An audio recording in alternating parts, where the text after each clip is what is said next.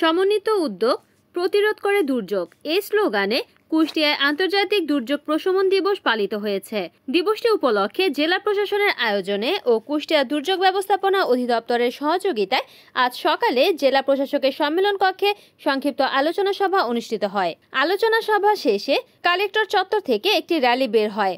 এরপর আন্তর্জাতিক দুর্যোগ প্রশমন দিবস উপলক্ষে Kushtia collector school and college মাঠে ফায়ার সার্ভিসের আয়োজনে ভূমিকম্প ও অগ্নিকাণ্ড বিষয়ক মহড়া প্রদর্শন করা হয়।